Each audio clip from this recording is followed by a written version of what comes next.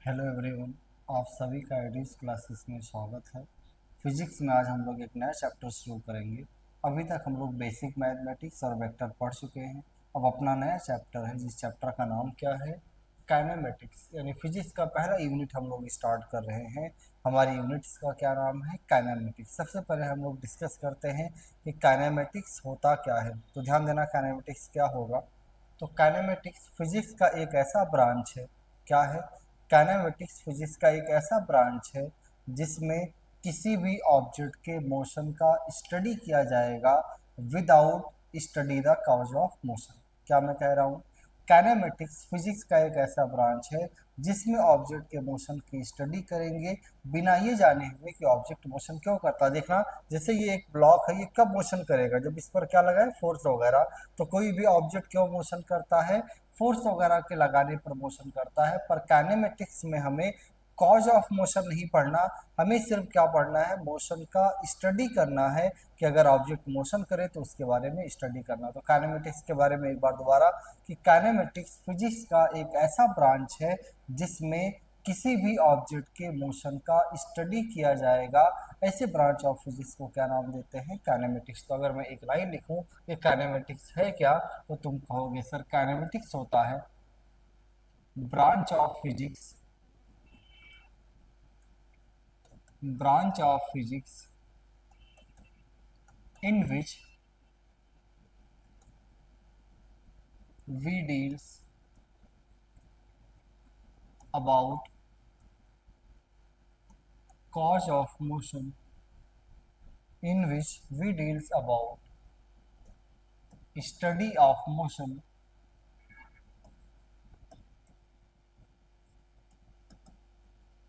without knowing cause of motion।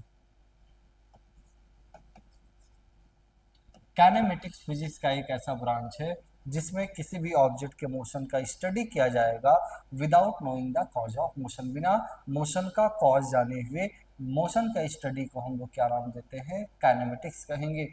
अगर इसमें ध्यान दे रहे हो ना, तो इसमें कुछ वर्ड आया है। एक, कि हम लोग काइनेमेटिक्स में क्या करते हैं, स्टडी करते हैं। किसका स्टडी करते हैं? मोशन का स्टडी करते हैं। तो मुझे आइडिया होना चाहिए मोशन क्या होता है, मुझे आइडिया होना चाहिए स्टडी भी हम लोग क्या करेंगे। तो काइनेमेटिक्स में स्टडी भी हम लोग ना 5 चीजें स्टडी करते हैं। कौन सी 5 चीजें? ये काइनेमेटिक्स में कौन सी 5 चीजें हम स्टडी करेंगे? तो स्टडी हम करते हैं, डिस्टेंस क्या होगा, डिस्प्लेसमेंट क्या होगा, स्पीड, वेलोसिटी और एक्सेलरेशन स्टडी करते हैं। क्या मैं कह रहा हूँ?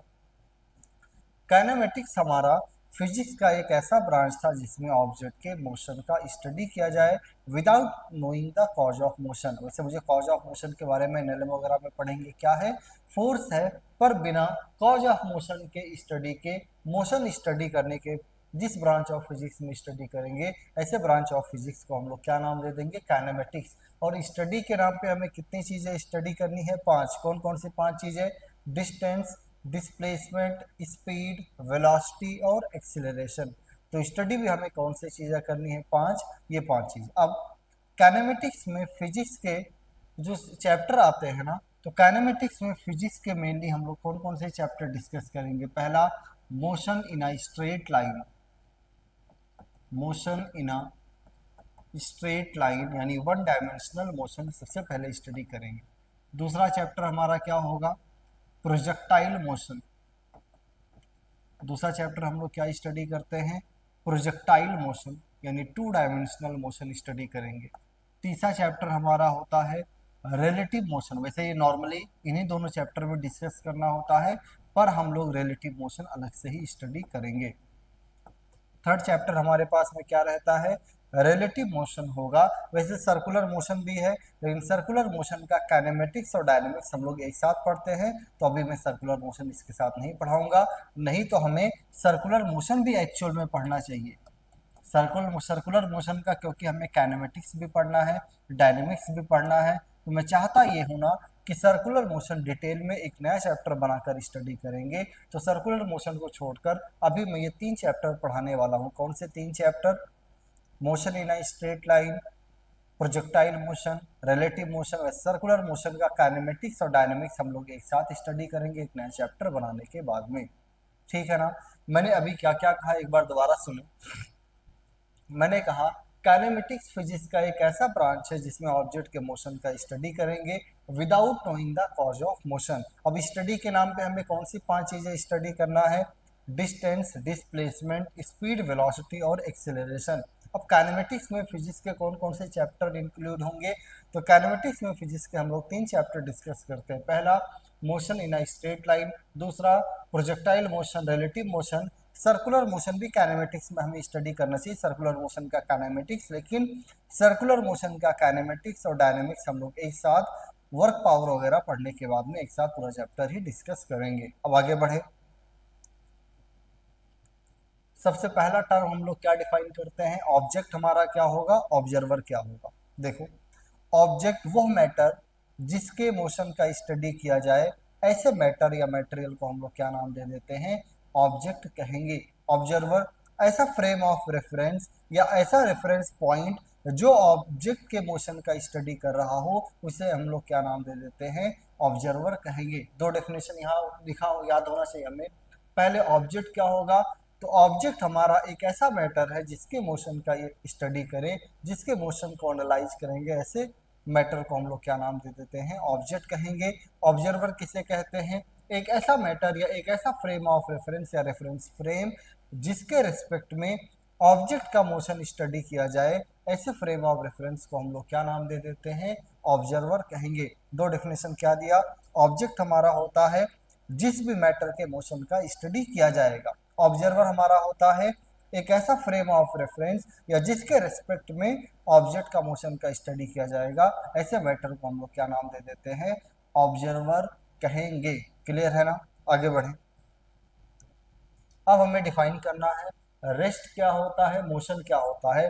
तो इन जनरल जो डेली लाइफ में हम लोग रेस्ट या मोशन वर्ड यूज करते हैं ना, वो फिजिक्स में मतलब नहीं है। फिजिक्स में रेस्ट क्या होता है, मोशन क्या होता है, देखो मैं डिफाइन कर रहा हूँ। तो मोशन कहते हैं अगर ऑब्जर्वर के रिस्पेक्ट में ऑब्जेक्ट का पोजीशन चेंज ना हो, तो हम लोग क्या नाम दे देंगे कि ऑब्जेक्ट हमारा क्या है? रेस्ट में है। अगर ऑब्जर्वर के देखने पर ऑब्जेक्ट का पोजीशन चेंज हो रहा हो ना, तो हम लोग ऑब्जेक्ट को क्या कह देंगे? मोशन में है। पहले मैं डेफिनेशन लिखूंगा फिर इसको एक्सप्लेन करूंगा। एक बार दोबारा डेफिनेशन सुनो।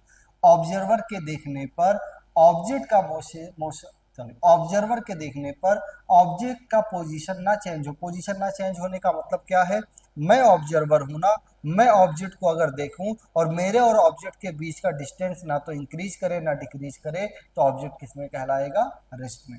मैं ऑब्जर्वर हूं, मैं ऑब्जेक्ट को देखूं और मेरे और ऑब्जेक्ट के बीच का डिस्टेंस लगातार चेंज हो, इंक्रीज करे या डिक्रीज करे, तो ऑब्जेक्ट किस में कहलाएगा? मोशन में कहलाएगा। तो मैं लिख रहा हूं रेस्ट का डेफिनेशन क्या है। तो रेस्ट का अगर मैं डेफिनेशन लिखूं, if position of object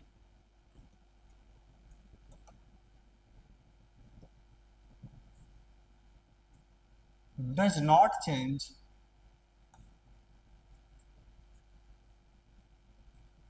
with respect to observer, then it is said to be in rest। तो हम लोग उस ऐसे ऑब्जेक्ट को क्या नाम देते हैं कि वो किस में है? रेस्ट में। ऑब्जर्वर किसे कहेंगे? If position of object if position of object will be changed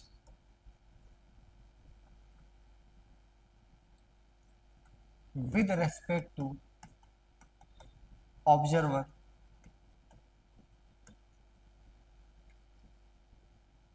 then it is said to be in motion। तो ऐसे मैटर या ऐसे ऑब्जेक्ट को हम लोग क्या नाम देते हैं कि वो मोशन में। तो अगर ऑब्जर्वर के रिस्पेक्ट में ऑब्जेक्ट का पोजीशन चेंज हो, तो वो हमारा मोशन में कहलाएगा। ऑब्जर्वर के रिस्पेक्ट में ऑब्जेक्ट का पोजीशन चेंज ना हो, तो वो हमारा रेस्ट में रहेगा। अब आगे, अगर इस डेफिनेशन को ध्यान से दे रहे हो ना, मैं एक आध एग्जांपल बोलना चाहता हूँ, फिर इस डेफिनेशन के बेसिस पर एक लाइन लिखूंगा। देखना एग्जांपल क्या है। मान लिया मैं ऑब्जेक्ट हूँ, मेरे सामने एक स्टूडेंट बैठा है, वो बैठा हुआ, उससे पूछा जाए कि मैं रेस्ट में हूँ या मोशन। सबसे पहले ऑब्जेक्ट कौन है या ऑब्जर्वर कौन है, तो मैं कौन हूँ, ऑब्जेक्ट हूँ। स्टूडेंट जो बैठा हुआ वो कौन है, ऑब्जर्वर है। तो उससे पूछा जाए मेरे बारे में कि बताओ कि मैं रेस्ट में हूँ या मोशन में हूँ, तो उसके देखने पर, स्टूडेंट के देखने पर क्या मेरा पोजीशन चेंज होगा?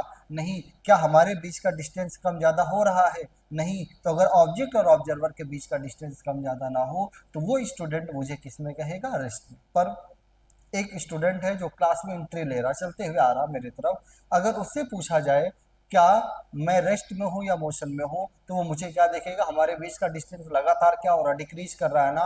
तो अगर ऑब्जर्वर और ऑब्जेक्ट के बीच का डिस्टेंस लगातार चेंज हो, चाहे इंक्रीज करे या डिक्रीज करे, तो ऑब्जर्वर की ऑब्जेक्ट किस में कहलाएगा, रेस्ट। मैं एक्चुअल में खड़ा हूँ, पर क्योंकि स्टूडेंट मेरी तरफ आ रहा है और उससे सवाल किसी ने पूछा, बताओ सर रेस्ट में है या मोशन में है, तो वो देखेगा लगातार हमारे बीच का डिस्टेंस क्या हो रहा है, घट रहा है ना। तो लगातार डिस्टेंस इंक्रीज या डिक्रीज करे तो मैं किस में रहूंगा, मोशन में। तो वो स्टूडेंट मुझे किस में कहेगा, मोशन में कहेगा।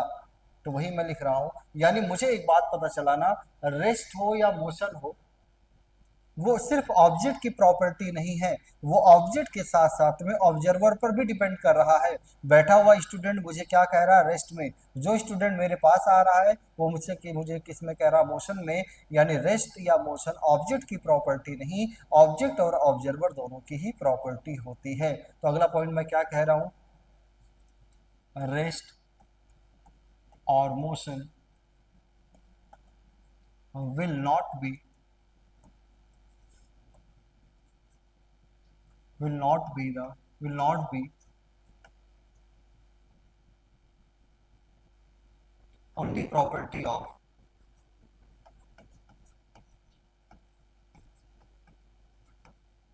only property of object. It will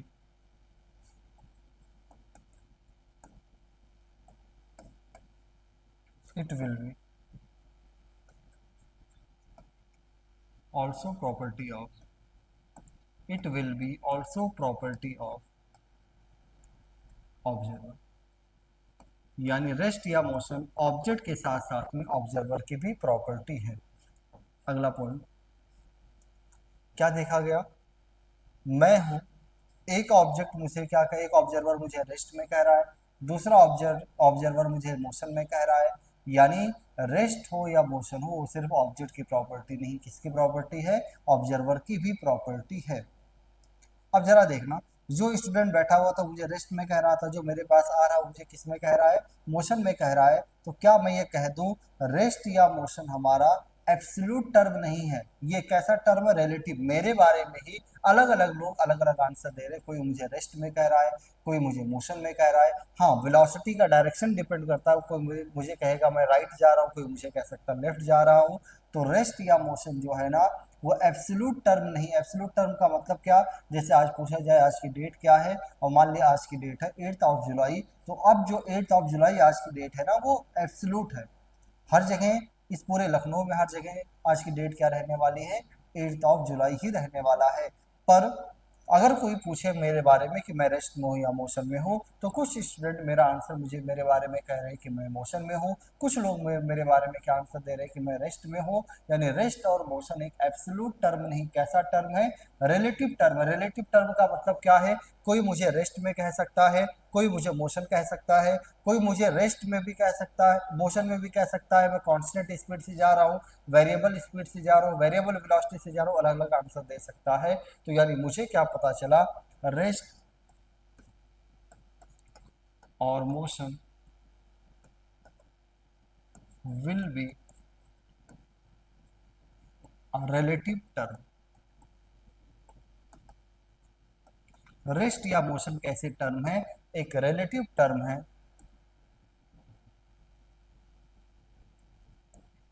not an absolute term या absolute quantity.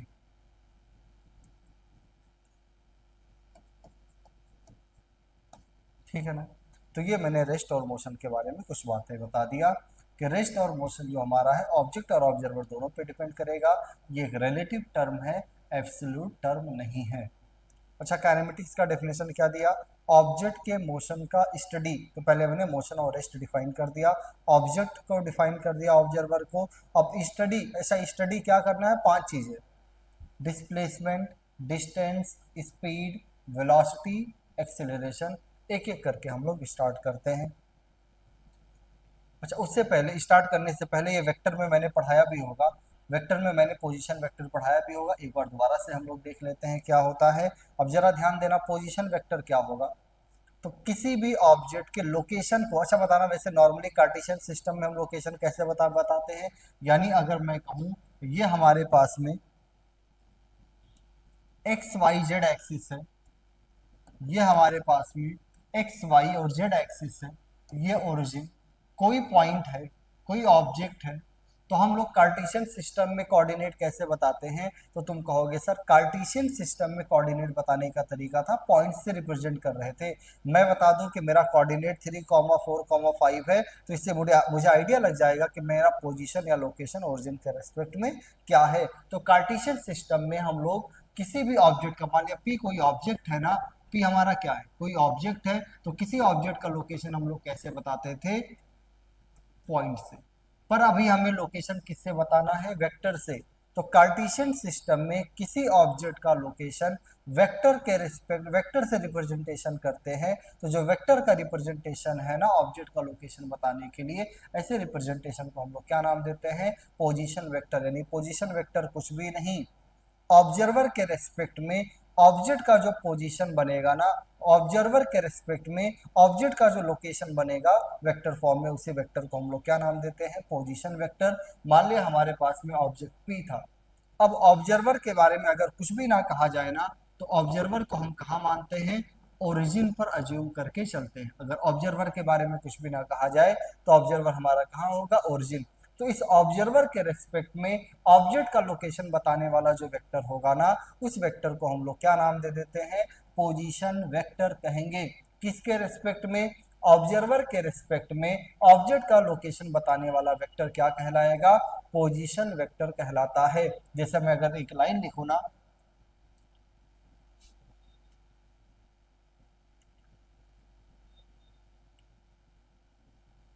Vector which tells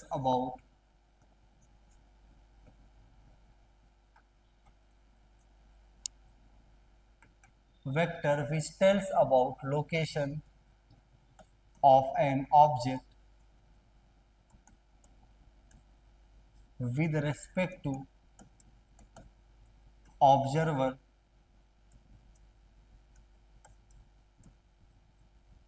said to be position vector. Position vector क्या होगा?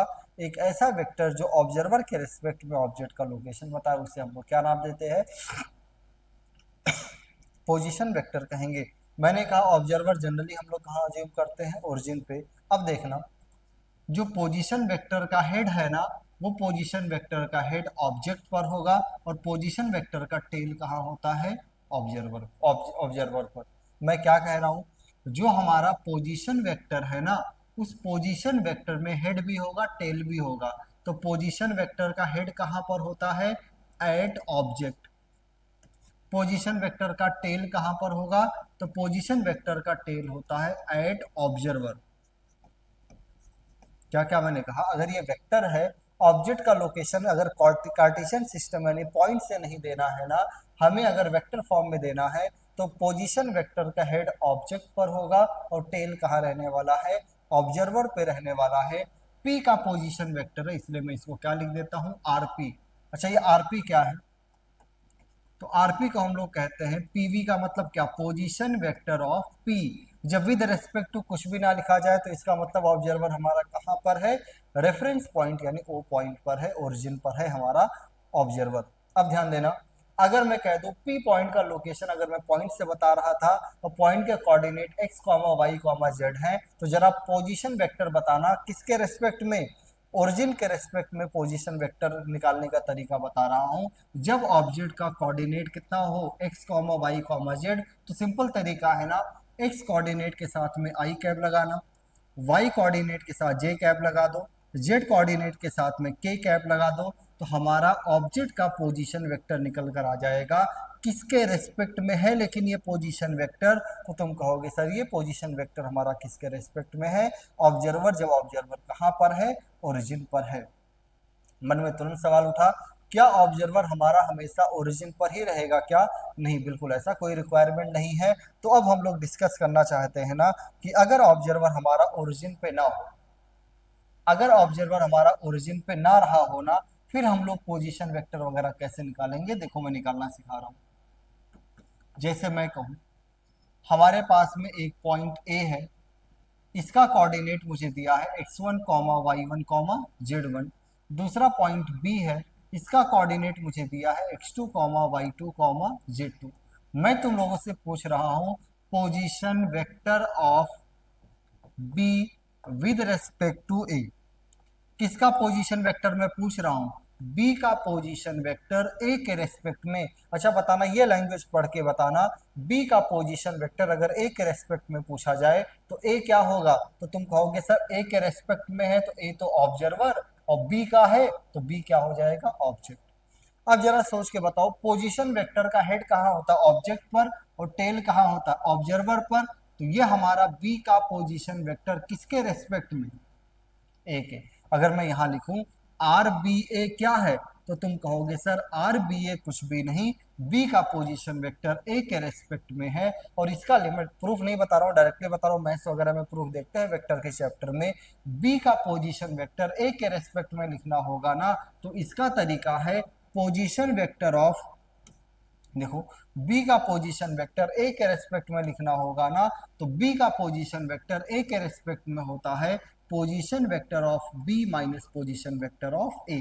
ये फार्मूला हमें याद रखना। चाह बताना, अगर ओरिजिन के रेस्पेक्ट में पोजीशन वेक्टर निकालना हो तो क्या करते हैं, कोऑर्डिनेट के साथ में क्या लगा देना, आई कैप, जे कैप, के कैप लगा देना। पर ओरिजिन के रेस्पेक्ट में नहीं, किसी और पॉइंट के रेस्पेक्ट में अगर पोजीशन वेक्टर निकालना हो ना, जैसे मैं यहाँ बी का पोजीशन वेक्टर ए पॉइंट के रेस्पेक्ट में निकाल रहा हूँ, तो बी पॉइंट का पोजीशन वेक्टर ए के रेस्पेक्ट में क्या फार्मूला होगा, position vector of B minus position vector of A. अब जरा ध्यान देना। अच्छा, बी का पोजीशन वेक्टर कैसे लिखोगे, सर बी का पोजीशन वेक्टर लिखने का तरीका है कोऑर्डिनेट के साथ में आई कैप, जे कैप, के कैप लगा दो। पोजीशन वेक्टर लिखने का तरीका है कोऑर्डिनेट के साथ में क्या लगा दे, आई कैप, जे कैप। ये मैं सॉल्व कर लूंगा तो हमारा क्या निकल कर आ जाएगा, बी का पोजीशन वेक्टर ए के रेस्पेक्ट में। अच्छा बताएं, पोजीशन वेक्टर हमें क्या बताता है, पोजीशन वेक्टर हमें किसी भी ऑब्जेक्ट का लोकेशन बताएगा किसी ऑब्जर्वर के रिस्पेक्ट में। हाँ, ऑब्जर्वर अगर ओरिजिन पर हो तो कोऑर्डिनेट में आई कैप, जे कैप, के कैप लगा देते हैं तो क्या निकल कर आ जाता है, पोजीशन वेक्टर। पर अगर ऑब्जर्वर हमारा ओरिजिन नहीं, किसी जनरल पॉइंट पर हो तो क्या करते हैं, उस ऑब्जेक्ट के पोजीशन वेक्टर में से ऑब्जर्वर का खुद का पोजीशन वेक्टर जो था उसे माइनस कर देना, तो वो हमारा ऑब्जेक्ट का ऑब्जर्वर के रिस्पेक्ट में पोजीशन वेक्टर निकल कर आ जाता है। क्लियर है ना इतना? आगे बढ़े, इसको अभी आगे डिस्कस भी कर लेंगे प्रूव करके, जब मैं डिस्प्लेसमेंट वगैरह का डेफिनेशन बताऊंगा। देखो पोजीशन वेक्टर पे एक छोटा सा सवाल है, क्वेश्चन पे हम लोग नजर डालते हैं। क्या सवाल है, ध्यान देना। गिवन 2 पॉइंट्स, हमें 2 पॉइंट्स दिए गए। पहला पॉइंट का कोऑर्डिनेट 2, ए का, ए देखो पहला पॉइंट क्या, ए है, जिसका कोऑर्डिनेट कितना 2, 3, 1। पहला पॉइंट्स मुझे ए दिया हुआ है जिसका कोऑर्डिनेट कितना 2, 3, 1। दूसरा पॉइंट बी है। अच्छा, बी पॉइंट का कोऑर्डिनेट मुझे कितना दिया हुआ है, बी पॉइंट का तो दिया है 5, 7। बी पॉइंट का कोऑर्डिनेट हमें कितना दिया गया है, तो बी पॉइंट का कोऑर्डिनेट हमें दिया है 5, 7, 4। देखो पूछा क्या है, find the position vector of A and B. मुझे किस किस का पोजीशन वेक्टर पूछा है, ए का पोजीशन वेक्टर बताओ और बी का पोजीशन वेक्टर बताओ। अच्छा, अगर किसके रेस्पेक्ट में बताना है, ये ना लिखा हो तो किसके रेस्पेक्ट में हम लोग बताते हैं, ओरिजिन के रेस्पेक्ट में। तो मैं सिंपली अगर निकालू ना, आर ए का मतलब क्या है, पोजीशन वेक्टर ऑफ ए। जब कुछ ना कहा जाए किसके रेस्पेक्ट में, तो ओरिजिन के रेस्पेक्ट में। कैसे लिखते हैं, कोऑर्डिनेट के साथ में क्या लगा देना, आई कैप जे कैप के कैप लगा दो ना, हमारा आंसर आ जाएगा। तो देखो क्या बनेगा position vector, 2i cap plus 3j cap plus 1k cap. ये किसका पोजीशन वेक्टर आया, ए का पोजीशन वेक्टर बनकर आ गया है 2i cap plus 3j cap plus 1k cap. ऐसे मैं कहूं बी का पोजीशन वेक्टर क्या बनेगा, तो बी का पोजीशन वेक्टर बनेगा 5i कैप, जब कुछ भी ना कहा जाए किसके रिस्पेक्ट में, ओरिजिन के रिस्पेक्ट में। ये ए और बी का पोजीशन वेक्टर आ गया। अगला क्या पूछा है, find the position vector of A with respect to B. A का पोजीशन वेक्टर किसके रेस्पेक्ट में बताना है, बी के रेस्पेक्ट में बताना है ना। अब मुझसे पूछा है position vector of A with respect to B. देखो अगला क्या पूछा हुआ है, position vector of A with respect to B. A का पोजीशन वेक्टर किसके रेस्पेक्ट में, बी के रेस्पेक्ट में। तो इसका फार्मूला होता, आज ही मैंने बताया है, position vector of A minus position vector of B. देखो ए का पोजीशन वेक्टर बी के रेस्पेक्ट में क्या फार्मूला होगा, position vector of A minus position vector of B. देखो पोजीशन वेक्टर ऑफ ए कितना निकाला था, 2i cap plus 3j cap plus k cap, minus B का पोजीशन वेक्टर कितना निकाला है, 5i cap plus 7j cap plus 4k cap. इसे solve करो तो देखो position vector of A with respect to B बनकर आया 2i cap minus 5i cap, 3j cap minus 7j cap minus 4j cap, k cap minus 4k cap minus 3k। तो A का position vector B के respect में हमने ऐसे निकाला। ये हमारा सारा सॉल्यूशन बनकर आ गया है। यहाँ तक कोई भी प्रॉब्लम है तो एक बार दोबारा देख लें, नहीं तो अब हम लोग आगे स्टार्ट करेंगे। 5 टर्म हमें डिफाइन करना, 5 टर्म स्टडी करना। कौन कौन सा, डिस्प्लेसमेंट, डिस्टेंस, स्पीड, वेलोसिटी और एक्सेलरेशन। अब हम लोग पहला टर्म डिफाइन करते हैं। पहला टर्म हमारा क्या होगा, डिस्प्लेसमेंट। अभी तक हम लोग पोजीशन वेक्टर देख रहे थे, अब हम लोग पहला टर्म क्या डिफाइन करने वाले हैं, डिस्प्लेसमेंट। क्या होता है सर, जैसे आप डिस्प्लेसमेंट पूछेंगे ना, हमें वो 9th क्लास वाला फार्मूला याद आ जाता है। 9th क्लास में हमने डेफिनेशन पढ़ा था ना, shortest distance between initial position and final position. यानी ऑब्जेक्ट का जो इनिशियल पोजीशन है जो फाइनल पोजीशन है ना, उसके बीच का जो शॉर्टेस्ट लेंथ होगा उसे क्या कह रहे थे, डिस्प्लेसमेंट। मैं कह रहा हूँ वो डिस्प्लेसमेंट नहीं है, वो कुछ और है डिस्प्लेसमेंट, अभी हम लोग देखेंगे, ठीक है ना। हमें डिस्प्लेसमेंट डिफाइन करना, ध्यान देना। मैं डिस्प्लेसमेंट बिल्कुल आराम आराम से डिफाइन कर रहा हूँ, बिल्कुल बेसिक से। ये हमारे पास में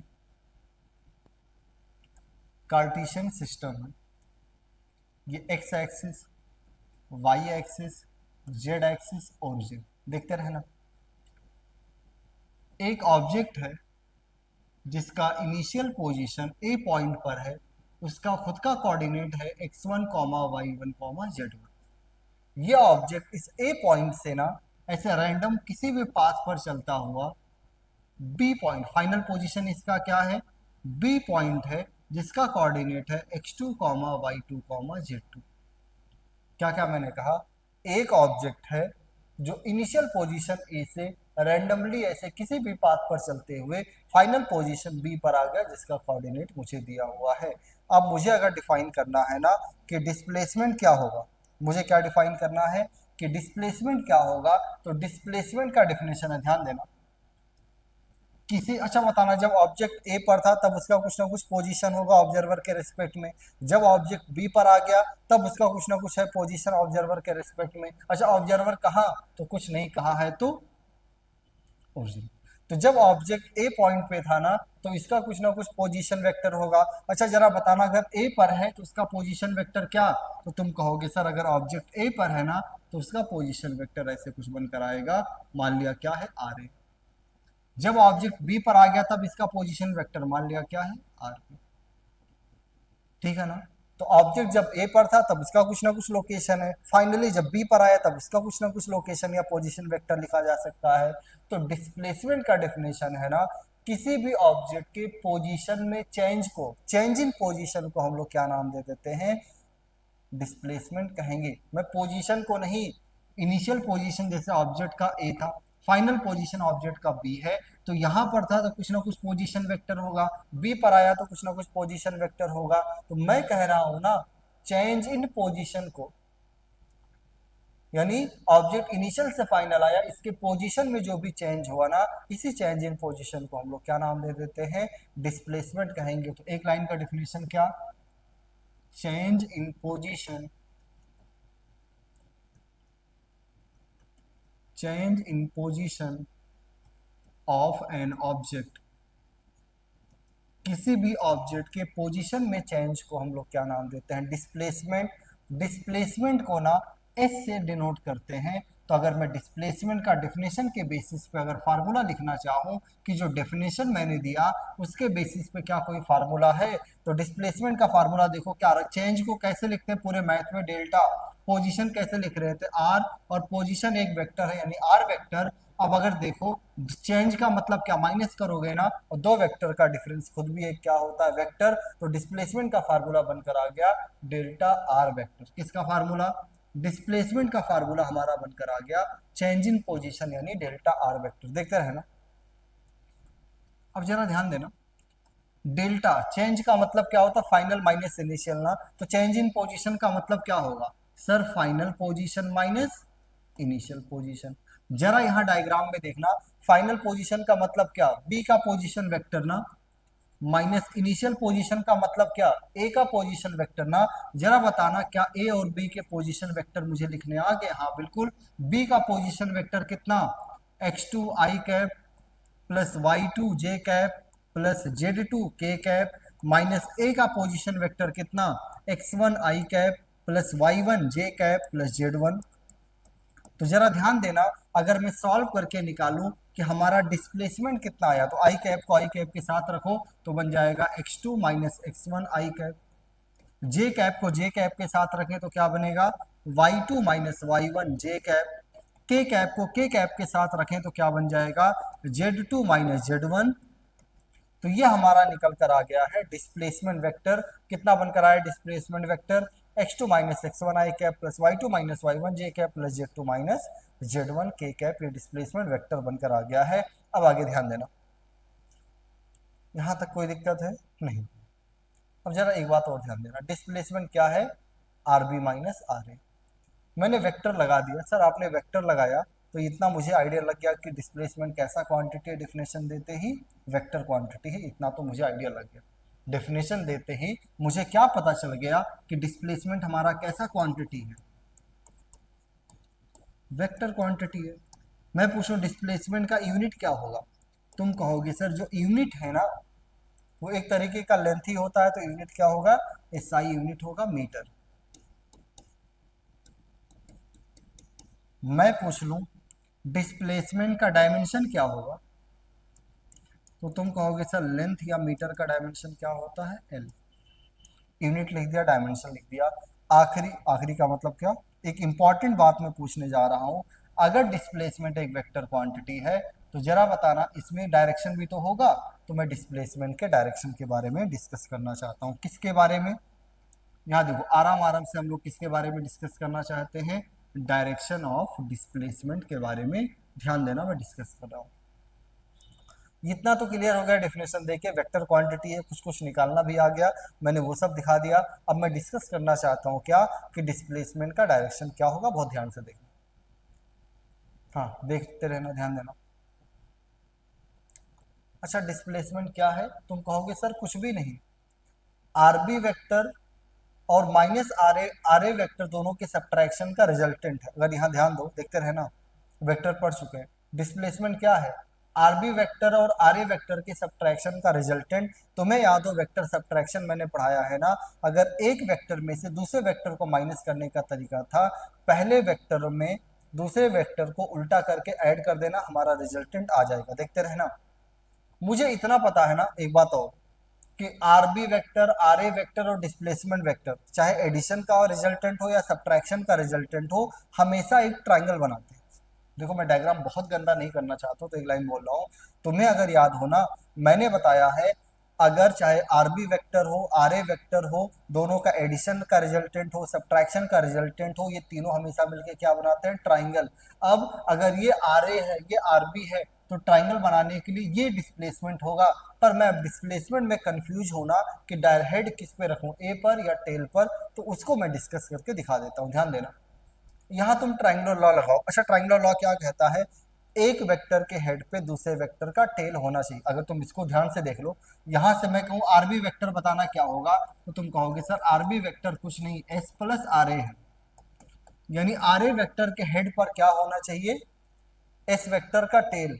आर ए वेक्टर के हेड पे एस वेक्टर का टेल हो तो हेड कहां, देखो आर ए वेक्टर के हेड पे एस वेक्टर का टेल आ गया, तो रिजल्टेंट तीसरा साइड होगा आरबी वेक्टर है। यानी मैं कहूंगा, ये सब बोलते हुए ना मैंने इनडायरेक्टली डिस्प्लेसमेंट का डायरेक्शन बता दिया। जरा ध्यान देना, डायरेक्शन ऑफ डिस्प्लेसमेंट क्या आया, तो सर डायरेक्शन ऑफ डिस्प्लेसमेंट हमेशा इनिशियल पोजीशन से फाइनल पोजीशन की तरफ। अगर ध्यान दे रहे हो, डायरेक्शन ऑफ डिस्प्लेसमेंट आया क्या है, तो डायरेक्शन ऑफ डिस्प्लेसमेंट हमेशा क्या होगा, इनिशियल पोजीशन से फाइनल पोजीशन। तो जरा बताना डायरेक्शन क्या बनकर आया, तो तुम कहोगे सर डायरेक्शन बनकर आया है from initial position to final position. Displacement का डायरेक्शन हमारा क्या बनकर आया है, इनिशियल पोजीशन से फाइनल पोजीशन की तरफ किसका डायरेक्शन बनकर आ गया है, डिस्प्लेसमेंट का डायरेक्शन बनकर आया। यहाँ तो कोई प्रॉब्लम नहीं ना, तो डिस्प्लेसमेंट वेक्टर क्वांटिटी था जिसका डायरेक्शन इनिशियल पोजीशन से फाइनल पोजीशन, यूनिट लिखा, डायमेंशन लिखा। अब देखते रहना, सर नाइन्थ में जो डेफिनेशन पढ़ा है अभी तक वो नहीं आ रहा है, देखो मैं उस डेफिनेशन की तरफ ही बढ़ रहा हूँ। अब ये डिस्प्लेसमेंट अगर वेक्टर है तो वेक्टर का कुछ ना कुछ तो मैग्नीट्यूड भी तो होगा। जरा बताना मैं क्या निकालना चाहता हूं, मैग्नीट्यूड ऑफ डिस्प्लेसमेंट। मैं क्या निकालना चाहता हूं, मैग्नीट्यूड ऑफ डिस्प्लेसमेंट। देखो एस वेक्टर का मैग्नीट्यूड क्या होगा, एस इज इक्वल टू, किसी वेक्टर का मैग्नीट्यूड कैसे निकालते हैं, तुम कहोगे सर मैग्नीट्यूड निकालते हैं अंडर रूट आई कैप के कॉफिशिएंट का स्क्वायर, यानी x2 माइनस x1 का होल स्क्वायर, प्लस जे कैप के कॉफिशिएंट का स्क्वायर, यानी y2 माइनस y1 का होल स्क्वायर, प्लस के कैप के कॉफिशिएंट का स्क्वायर, यानी z2 माइनस z1 का। और अगर ये तुम ध्यान दो, तुम कहोगे सर ये आपने बेसिक मैथमेटिक्स में फार्मूला पढ़ाया है, ये तो 2 पॉइंट फार्मूला, 2 पॉइंट के बीच का शॉर्टेस्ट डिस्टेंस का फार्मूला है ना, यानी ए और बी के बीच का अगर शॉर्टेस्ट डिस्टेंस कोई पूछे तो यही तो फार्मूला था।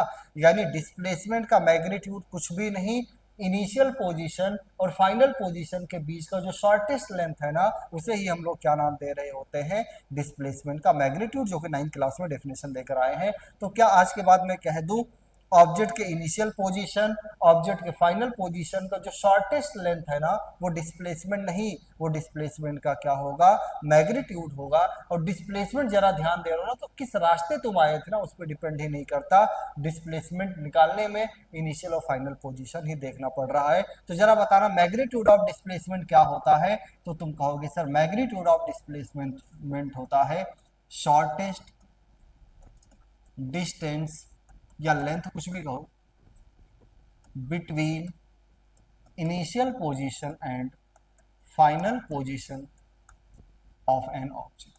किसी भी ऑब्जेक्ट के इनिशियल और फाइनल पोजीशन के बीच के जो शॉर्टेस्ट लेंथ होगा या डिस्टेंस होगा उसे क्या नाम देते हैं, मैग्नीट्यूड ऑफ डिस्प्लेसमेंट कहेंगे। इतना क्लियर है ना। अच्छा, इस पूरी बात बोलते बोलते मुझे समझ में आ गया था डिस्प्लेसमेंट किस पे डिपेंड कर रहा है, इनिशियल पोजीशन और फाइनल पोजीशन पे। अगली बात मैं क्या कह रहा हूं, displacement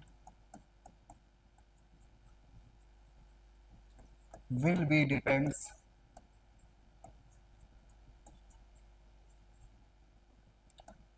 to initial position and final position of an object। अगला पॉइंट, क्या डिस्प्लेसमेंट पाथ पे डिपेंड करता है, नहीं। अगर ऑब्जेक्ट का इनिशियल और फाइनल पोजीशन सेम हो, पाथ कुछ भी हो, ऐसे मैं रैंडम कोई और पाथ बना दूं, इसका भी डिस्प्लेसमेंट क्या रहेगा, सेम। कब, जब इनिशियल और फाइनल पोजीशन से। तो अगला पॉइंट मुझे क्या पता चला, displacement will be independent to the path of motion, independent to the path of. अगला पॉइंट, जो डिस्प्लेसमेंट क्योंकि वेक्टर क्वांटिटी है ना, तो यह हमारा पॉजिटिव भी हो सकता है, नेगेटिव भी हो सकता है, जीरो भी हो सकता है। अगला पॉइंट मैं क्या कह रहा हूं, it can be positive, negative और जीरो। डिस्प्लेसमेंट हमारा जो है ना वो पॉजिटिव भी हो सकता है, नेगेटिव भी हो सकता है, जीरो भी हो सकता है। और जीरो डिस्प्लेसमेंट का मतलब क्या है? Initial position and final position will be same. अगर ऑब्जेक्ट पूरा एक राउंड कंप्लीट कर ले, जब इसका इनिशियल और फाइनल पोजीशन सेम हो जाए ना, तब उसका डिस्प्लेसमेंट कितना आ जाएगा? जीरो आएगा। ये मैंने सारा इंट्रोडक्शन किसके बारे में दे दिया है?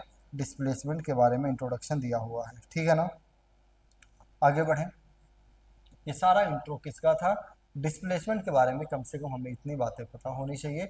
मैंने डिस्प्लेसमेंट का इंट्रो दे दिया, अब आगे बढ़ते हैं। डिस्प्लेसमेंट अगर हो गया तो अगला टर्म हम लोग क्या डिफाइन करना चाहते हैं? डिस्टेंस। फिर उसके बाद में न्यूमेरिकल स्टार्ट करेंगे। तो जरा ध्यान देते हैं डिस्टेंस क्या होगा। तो डिस्टेंस क्या है ना, जैसे मैं कहूँ ये ऑब्जेक्ट का इनिशियल पोजीशन ए है, ये ऑब्जेक्ट का फाइनल पोजीशन बी है। ऑब्जेक्ट ए से बी आया है पहले इस पाथ वन के थ्रू, और पाथ वन का जो लेंथ है ना, पाथ लेंथ वो मान लेता हूं कितना है? d1। ऑब्जेक्ट ए से बी आया, कोई दूसरा वही ऑब्जेक्ट है, ए से बी आया पाथ टू के थ्रू, सॉरी अरे चल नहीं रहा।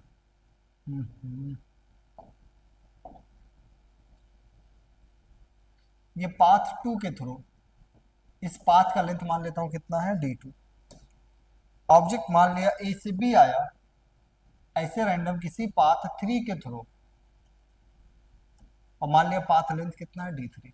तो डिस्टेंस होता है ना, ऑब्जेक्ट जिस भी पाथ पे चलेगा उस पाथ का जो लेंथ है, उस पाथ लेंथ को हम लोग क्या नाम देते हैं?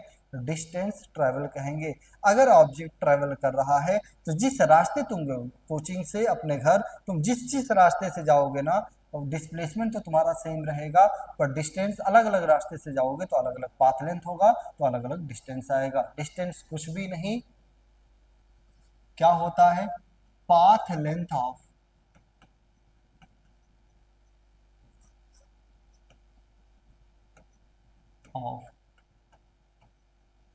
Travel object. जो ऑब्जेक्ट ट्रेवल कर रहा है ना, उसके पाथ लेंथ को हम लोग क्या नाम देते हैं? डिस्टेंस। इस डेफिनेशन से अगर क्लियर है ना, तो ये मुझे समझ में आ रहा है। अगर पाथ अलग अलग है तो पाथ लेंथ क्या रहेगा? अलग अलग रहेगा। तो डिस्टेंस क्या रहने वाला है? अलग अलग रहने वाला है। यानी एक तो डिस्टेंस किस पे डिपेंड करेगा? It depends on path of motion. यानी हमारा जो डिस्प्लेसमेंट था ना, पाथ से इंडिपेंडेंट था, लेकिन डिस्टेंस हमारा किस पे डिपेंड करेगा? पाथ पे डिपेंड करने वाला है। क्या इनिशियल और फाइनल पोजीशन पे डिपेंड? क्या नहीं, अलग अलग पाथ था, अलग अलग लेंथ आया, जबकि इनिशियल और फाइनल पोजीशन क्या था? Same. It does not depends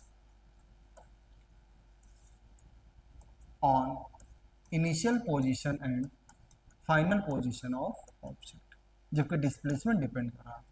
अब अगर ये लेंथ है, क्या इसमें कोई डायरेक्शन वगैरह समझ में आ रहा? नहीं, पाथ लेंथ में कोई डायरेक्शन नहीं होगा। यानी एक ऐसा क्वांटिटी है, एक scalar quantity.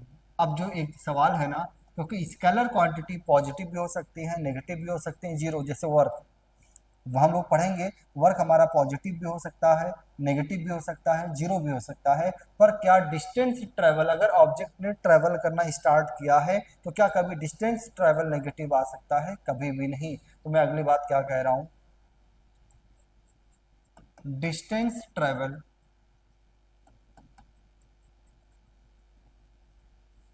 Bye an object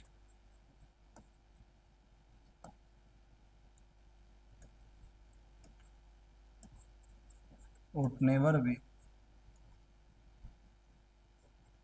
zero and negative. ना ही जीरो होगा, ना कभी नेगेटिव होगा। हाँ, अगर ऑब्जेक्ट रेस्ट में है तो उसका डिस्टेंस ट्रेवल कितना रहेगा? Zero. If object is at rest then distance कितना रहने वाला है? अगर ऑब्जेक्ट रेस्ट में है तो डिस्टेंस कितना रहेगा? जीरो। ये कुछ बातें मैंने बता दिया। डिस्टेंस निकालने का कोई फार्मूला नहीं है। डिस्टेंस जिस रास्ते पे चलोगे उसका लेंथ निकालते हुए चलना, डिस्टेंस हमारा निकलता हुआ आएगा। ठीक है ना। अब हमें न्यूमेरिकल स्टार्ट करना है, एक एक करके न्यूमेरिकल देखेंगे। हाँ 7-8 न्यूमेरिकल है, ये न्यूमेरिकल कर लेते हैं फिर हमारा खत्म हो जाएगा। देखो क्वेश्चन रीड करता हूँ। A particle start from the origin, एक पार्टिकल कहाँ से स्टार्ट करता है? ओरिजिन से। मान लीजिए ओरिजिन है, तो ये पार्टिकल का क्या हो गया? इनिशियल पोजीशन, जिसका coordinate 0,0। Move along the x axis, particle किस एक्सिस पे मूव करता है? तो पार्टिकल हमारा ऐसे एक्स एक्सिस पे मूव कर रहा है। To the point A, origin से स्टार्ट करके कहाँ गया? ए वाले पॉइंट्स पर। ए वाला पॉइंट मान लो यहाँ कहीं है, जिसका कोऑर्डिनेट 30,0। एक्स एक्सिस पर वाई 0 होता दिया अभी। Then return along the same line, अब ए पर पहुंचा तो ओ से ए आया, अब ए से दोबारा वापस जा रहा है। And then return along the same line to the point B, और कहाँ तक वापस जाएगा? बी पॉइंट तक। अच्छा बी का कोऑर्डिनेट -10,0 ना, नेगेटिव नंबर ओरिजिन के कहाँ मिलेगा? लेफ्ट में। तो यहाँ कहीं हमारा बी पॉइंट है, जिसका कोऑर्डिनेट -10,0। देखो ओ से ए आया, ए से कहाँ तक गया? बी तक। अब देखो पूछा क्या? Fine what is the total distance, मुझे क्या निकालना है? Total distance. अच्छा टोटल डिस्टेंस, कभी भी डिस्टेंस निकालना हो क्या करते हैं? पाथ लेंथ निकालते हैं। कहाँ से कहाँ का डिस्टेंस निकालना है? हमें बताना टोटल कितना डिस्टेंस ट्रेवल करेगा पार्टिकल। तो जब भी डिस्टेंस निकालना हो ना, तो पाथ का लेंथ देखना। अगर ओ से ए आओगे तो कितना चलोगे? 30 मीटर। ए से ओ दोबारा पहुंचे होगे ना ओरिजिन पे, तो दोबारा कितना चले होगे? 30 मीटर। अब ओरिजिन से दोबारा बी पॉइंट पर गए हो तो लेंथ, डायरेक्शन या नेगेटिव क्या बता रहा कि नेगेटिव एक्स एक्सिस पर है, पर मैं कितना लेंथ चलाऊं स्ट्रेट पाथ पर चलते हुए? 10 मीटर। तो हमारा डिस्टेंस ट्रेवल बनकर आ गया है 70 मीटर। ऐसे देखो दूसरा सवाल क्या है? What is the displacement of the particle, मुझे क्या बताना है कि पार्टिकल का डिस्प्लेसमेंट कितना होगा। अच्छा बताना, ये इनिशियल पोजीशन तो फाइनल पोजीशन कौन? ये कभी भी डिस्प्लेसमेंट निकालना हो तो अपने पास क्या फार्मूला है? Final position minus initial position. जरा बताना फाइनल पोजीशन का कोऑर्डिनेट, वाई चेंज नहीं हो रहा, सिर्फ एक्स है तो मैं एक्स लिख रहा हूँ। इनिशियल ओरिजिन था ना, तो डिस्प्लेसमेंट हमारा बनकर आ गया -10 मीटर। मैंने बताया भी है कि डिस्प्लेसमेंट हमारा पॉजिटिव नेगेटिव 0 तीनों हो सकता है, ठीक है ना। डिस्टेंस कभी भी निकालना हो तो पाथ का लेंथ निकालना, डिस्प्लेसमेंट कभी भी निकालना हो तो इनिशियल और फाइनल पोजीशन देखकर final position minus initial position कर देना, ठीक है। अगला सवाल, अगला ये सवाल देखो।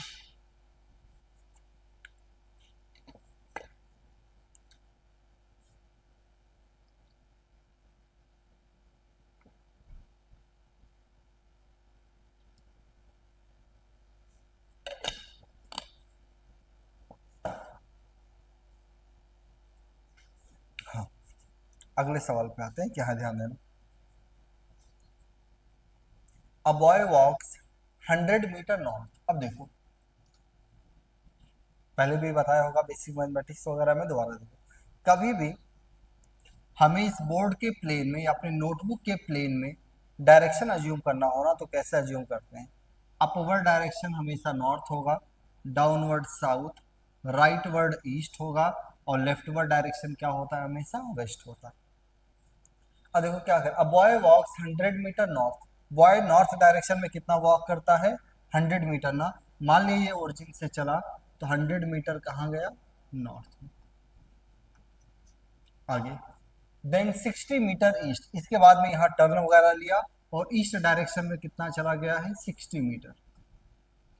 यानी ये इनिशियल पोजीशन था और फाइनली यहाँ पहुंचा, तो ये क्या है? Final position. अब क्या है ध्यान देना, what is the total distance.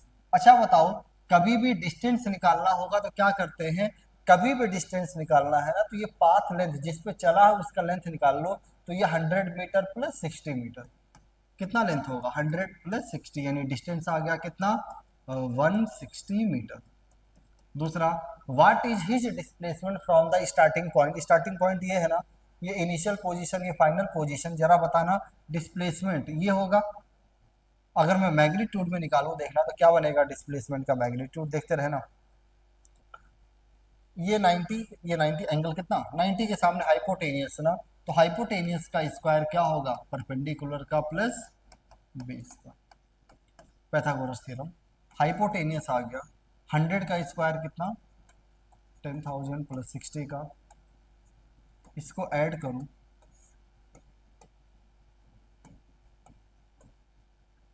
ये हमारा डिस्प्लेसमेंट आ गया, या इसको मैं 10√136 स्क्वायर रूट वगैरह लिया जा सकता है, मैं उनमें नहीं पढ़ रहा, ठीक है। अगर हमें सिर्फ मैग्नीट्यूड में दिया, ये आंसर मैं लिख के आ सकता हूँ। पर देखो कई बार एंगल निकालने का भी जरूरत पड़ सकता है, मैं एंगल निकालना दिखा रहा हूँ। इस एंगल को थीटा, कभी भी एंगल वगैरह निकालना हो, मैंने कहा राइट एंगल बनाकर क्या लिख लिया करो, टेन थीटा। इस वाले ट्राइंगल में टेन थीटा लिखना। टेन थीटा का फार्मूला, परपेंडिकुलर एंगल के सामने हमेशा परपेंडिकुलर ना, कितना 60 और बेस कितना 100, 6 बाई यानी 3/5। टेन कितने का वैल्यू 3/5 होता नहीं पता, तो थीटा कितना, टेन इनवर्स। अब अगर हमें पूरा आंसर लिखना तो मैं क्या लिखूंगा, तो मैं लिखूंगा जो हमारा डिस्प्लेसमेंट आया है ना, कितना 10√136 मीटर, कितना एंगल है, टेन इनवर्स 3/5, किस डायरेक्शन में है, ईस्ट में, कहाँ से है, नॉर्थ, तो ईस्ट ऑफ नॉर्थ, ईस्ट में है कहाँ से, नॉर्थ डायरेक्शन से। तो अगर ऐसा भी लिखा जा सकता है या सिर्फ ये भी आंसर दिया जा सकता है, दोनों आंसर अपनी जगह पे सही है, ठीक है ना। अगर ये हो गया तो आगे देखते हैं अगला सवाल क्या है, ध्यान देना। अगला क्वेश्चन रीड करिए। A boy moves in circular path of radius R from A to B as shown. देखो ए से बी आया बॉय, यानी ए क्या है, इनिशियल पोजीशन, बी क्या है, फाइनल पोजीशन। किस रास्ते आया, देखो एरो ऐसा बना हुआ है ना, अगर ध्यान दे रहे हो, एरो हमारा ऐसा बना हुआ है, यानी ऐसे गया ए से B. Its displacement and distance covered. अच्छा कभी भी डिस्प्लेसमेंट निकालना हो तो पाथ नहीं देखते, इनिशियल पोजीशन, फाइनल पोजीशन, ये शॉर्टेस्ट लेंथ निकालो। ये रेडियस आर था तो ये भी आर, तो ये डिस्प्लेसमेंट ना, तो हाइपोटेनियस का स्क्वायर क्या होगा, आर स्क्वायर प्लस, और ये सॉल्व करेंगे तो कितना आ गया, √2 आर। डिस्प्लेसमेंट आ गया √2 आर। डिस्टेंस निकालो। अच्छा ये एंगल 90 दिख रहा है मुझे, 1/4 है ना। पूरा सरकमफेरेंस कितना होता है देखते रहना, अगर डिस्टेंस निकालना हो तो पूरा सरकमफेरेंस कितना होता है, 2πr। और ये कितना है सर, पूरा नहीं, इस पूरे का 1/3 है, तो 1/3 कैसे लिखोगे, पूरा हमारा 2πr, तो एक पार्ट कितना, वन, देखो ये, अच्छा पूरे को 4 पार्ट में डिवाइड कर दो, तो 4 पार्ट का ये कितना पार्ट लेना है, 1/3 ना, बचपन में ये काम करते थे। तो डिस्टेंस हमारा आ गया 3πr/, कौन सा आंसर है, थर्ड वाला, ठीक है ना। कभी भी डिस्टेंस निकालना हो तो पाथ लेंथ निकालना, और डिस्प्लेसमेंट निकालना हो तो हम लोग क्या निकालते हैं, डिस्टेंस निकालना हो तो पाथ लेंथ, डिस्प्लेसमेंट निकालना हो तो इनिशियल और फाइनल पोजीशन के बीच का शॉर्टेस्ट लेंथ। अगला सवाल पढ़ें, देखें। The position vector of a particle is determined by the, जरा ध्यान देना, पार्टिकल का पोजीशन वेक्टर हमें कितना दिया हुआ, R vector, 3t² i cap +4t² j cap +7k cap. पूछा क्या, ध्यान देना, the displacement traverse in first 10 second. मुझे क्या बताना है, पहले 10 सेकेंड में, यानी 0 सेकेंड से लेकर 10 सेकेंड के बीच में कितना डिस्प्लेसमेंट आएगा ना, मुझे वो डिस्प्लेसमेंट बताना। अच्छा बताना, डिस्प्लेसमेंट का डेफिनेशन क्या है, तो डिस्प्लेसमेंट होता है final position minus initial position. अच्छा फाइनल पोजीशन कैसे निकालोगे, जब टाइम 10 है तब का पोजीशन, टाइम को यहाँ 10 रखो, देखो मैं डायरेक्टली करूंगा, 10 रखोगे, 10 का स्क्वायर 100 × 3, तो हो गया 300 i कैप, 400 j कैप, यहाँ टी है नहीं तो कितना 7k कैप। इनिशियल का मतलब क्या, टाइम 0, तो ये 0 i कैप +0 j कैप यहाँ। अब देखो ये +7k cap -7k cap +7k cap -7k cap cut गया, तो बेसिकली डिस्प्लेसमेंट हमारा वेक्टर फॉर्म में आया 300 i कैप +400 j कैप। अच्छा इसका मैग्नीट्यूड कितना, तो कभी भी किसी वेक्टर का मैग्नीट्यूड लेते हैं कैसे, √i के कॉफिशिएंट का स्क्वायर प्लस j के कॉफिशिएंट का स्क्वायर, ऐड करके देखना ये कितना बन जाएगा, 500 मीटर। सॉल्व करना, ठीक है ना। हमारा आंसर कितना बनकर आ गया, 500 मीटर। कोई भी दिक्कत है तो पूछ लें, नहीं तो आगे बढ़ते हैं अगले सवाल पे। अगला सवाल देखो, a car move from O to D along the path O A B C D as shown in the figure। देखो कार ओ से ए आया, ए से बी आया, बी से सी और सी से डी, इस रास्ते, ठीक है। व्हाट इज द डिस्टेंस, अच्छा कभी भी डिस्टेंस निकालना हो मुझसे क्या पूछा है, डिस्टेंस। डिस्टेंस में पाथ लेंथ ना, तो ये 8 किलोमीटर, फिर चला 4 किलोमीटर, फिर चला 4, फिर चला 1, कितना 17 किलोमीटर। और क्या पूछा है, डिस्प्लेसमेंट। अच्छा डिस्प्लेसमेंट क्या होता है, तो अगर तुम ध्यान दोगे ना, डिस्प्लेसमेंट होता है ये इनिशियल पोजीशन, और ये क्या है, फाइनल पोजीशन ना। इनिशियल और फाइनल के बीच का जो शॉर्टेस्ट लेंथ है उसे क्या नाम देते हैं, डिस्प्लेसमेंट। अब ये कैसे मैं निकालूंगा देखना, यहाँ परपेंडिकुलर भेजा, अच्छा ये पूरा 4, ये 1, तो ये कितना, ये पूरा 4, ये पूरा 8, तो ये बचा हुआ। तो देखो हाइपोटेनियस क्या होगा, displacement S square is equal to 3 का स्क्वायर प्लस, सॉल्व करेंगे तो डिस्प्लेसमेंट बनकर आ जाएगा कितना, 5 किलोमीटर है ना, तो किलोमीटर, ठीक है ना। अगले सवाल पे चले। अगला हमारा सवाल है, ध्यान देना, अ साइकिलिस्ट, हम लोग क्या कर रहे हैं, डिस्टेंस और डिस्प्लेसमेंट पे न्यूमेरिकल कर रहे हैं। एक दो न्यूमेरिकल मुझे लग रहा है और बचा होगा, फिर हमारा ये टॉपिक खत्म हो। अ cyclist moving on a circular track, एक साइकिलिस्ट है जो कैसे पाथ पर मूव कर रहा है, एक सर्कुलर ट्रैक पर मोशन कर रहा है। कंप्लीट 1 रिवॉल्यूशन इन 10 सेकेंड, देखो एक राउंड पूरा, एक रिवॉल्यूशन कितने टाइम में कंप्लीट करता है, 10 सेकेंड में। मान लिया ए से चलना स्टार्ट किया, यहाँ कहीं ओरिजिन, ये रेडियस मान लेता हूँ। Then find out its displacement, मुझे क्या बताना है, इसका डिस्प्लेसमेंट कैलकुलेट करना है, कितने टाइम के बाद में, 1 मिनट 5 सेकेंड। अच्छा 1 मिनट में 60, यानी टोटल टाइम कितना, 65 सेकेंड। जरा चेक करो, ऐसे जा रहा है, मान लिया पहले 10 सेकंड में एक रिवॉल्यूशन, 20 सेकंड में 2 रिवॉल्यूशन, 30 सेकंड में 3 रिवॉल्यूशन, 60 सेकंड में 6 रिवॉल्यूशन, चलना कितना है 65, तो 5 सेकंड बचाना। तो अगर 10 सेकंड में एक, तो 5 सेकंड में हाफ, यानी ए का जस्ट अपोजिट पॉइंट यह मिलेगा। तो ये ए अगर इनिशियल पोजीशन है तो बी क्या हो जाएगा, फाइनल। और डिस्प्लेसमेंट क्या होता है, डिस्प्लेसमेंट कुछ भी नहीं, इनिशियल और फाइनल के बीच का शॉर्टेस्ट लेंथ। तो तुम कहोगे सर डिस्प्लेसमेंट तो है 2r, और रेडियस देखो कितना लिखा हुआ है 1 मीटर, तो 2 इंटू 1 कितना हो जाएगा। और मुझसे पूछा डिस्टेंस भी पूछा हुआ ना। अच्छा जब कभी भी डिस्टेंस निकालना हो ना, तो मैं पाथ लेंथ लगा निकालना, जरा बताना 65 सेकंड में कितना चला, 6 रिवॉल्यूशन, तो complete plus half revolution.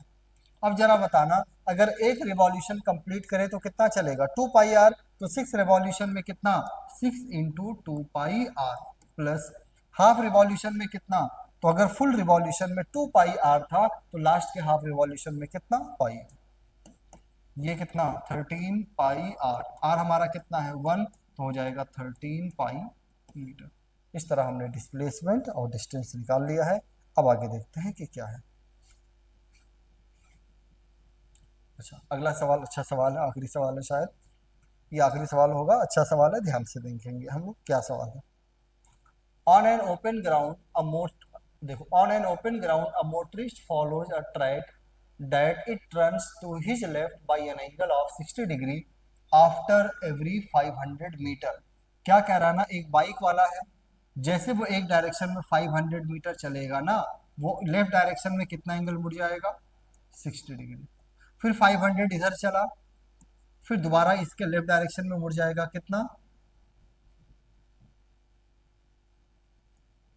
60 degree. फिर इधर चलेगा, फिर मुड़ेगा। अब मुझे पता है कौन सा पॉलीगन है जिसका एक्सटीरियर एंगल 60 होता, तुम कहोगे सर हेक्सागन है। अब देखो, यानी ये जब चलेगा ना तो कैसे पाथ पर चलने वाला है, हेक्सागन ऐसे 500 मीटर 500 मीटर।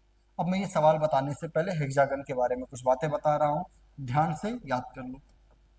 सवाल में कुछ नहीं, हेक्सागन पता होना चाहिए, वो भी कौन सा, रेगुलर हेक्सागन। रेगुलर हेक्सागन का मतलब क्या है, ऐसा हेक्सागन जिसके सारे साइड आपस में क्या हो, इक्वल। तो हेक्सागन के सारे साइड आपस में क्या होता है, इक्वल। हेक्सागन का एक्सटीरियर एंगल कितना होता है, बाहर वाला ये एंगल कितना होता है 60, इंटीरियर एंगल कितना होता है 120। हेक्सागन का ये जो मेन डायगोनल है ना, ये होता है 2l। हेक्सागन का जो ऑफ डायगोनल है ये होता है √3l। हेक्सागन का, ये सब बातें हमें पता होना चाहिए। अब आते हैं इस सवाल पे, तो जरा बताना, अगर एक्सटीरियर एंगल 60 बन रहा था तो किस बात पर चलने वाला है, हेक्सागन पे चलने वाला है। आगे क्या कह रहा है, starting from a given turn. अच्छा, ये मोशन भी कहाँ से स्टार्ट करता है, किसी एक टर्न से स्टार्ट करेगा। मान लिए हमारा ए बी सी डी, नाम रख दूं हेक्सागन का, A B C D E F है, और ए से हमारा फर्स्ट टर्न है, जहां पहला टर्न है वहीं से मोशन स्टार्ट हुआ। पूछा क्या है, specify displacement of the motorist, हमें क्या बताना है, मोटरिस्ट का डिस्प्लेसमेंट निकालना है।